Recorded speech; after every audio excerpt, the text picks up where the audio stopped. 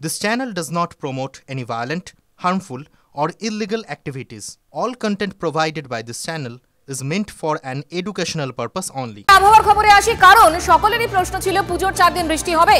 এই মুহূর্তে যেটা খবর, বাংলায় ভারী বৃষ্টির অন্তত পুজোর 4 দিনে আশঙ্কা নেই।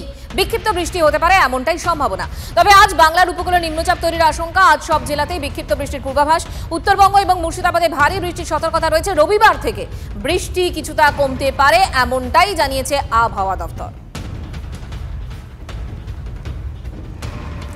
নদী গিলে খাচ্ছে একের পর এক বাড়ি। ভয়াবহ গঙ্গা ভাঙনের কবলে মুর্শিদাবাদের শমশেরগঞ্জের শিকদারপুর গ্রাম। সূত্রের খবর, ইতিমধ্যেই গঙ্গার তলায় তলিয়ে গেছে অন্তত 10টি বাড়ি। ভিটে মাটি হারিয়ে অসহায় অবস্থা স্থানীয় বাসিন্দাদের। জলস্তর বাড়ায় আরো ভয়ঙ্কর আকার নিচ্ছে নদী ভাঙন। নিরাপদ আশ্রয়ের খোঁজ করছেন বাসিন্দারা। আমাদের সহকর্মী কৌশিক রয়েছেন আমাদের সঙ্গে। কৌশিকের কাছ থেকে জানবো, কৌশিক, এই মুহূর্তে পরিস্থিতি কি? গঙ্গার ভাঙনের যে পরিস্থিতি, তার উন্নতি হবার কোনো সম্ভাবনা কি দেখা দিচ্ছে?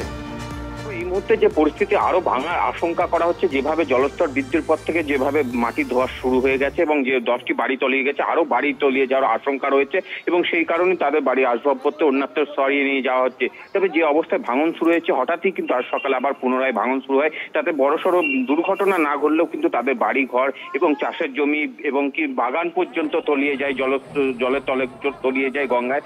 গঙ্গা একের পর এক যেভাবে গিলে খাচ্ছে বাড়ি থেকে জমি, চাষের জমি সবকিছু, তাতে একটা আতঙ্ক যেমন তৈরি হচ্ছে, সেরকমই ভিটে ছাড়া হচ্ছে।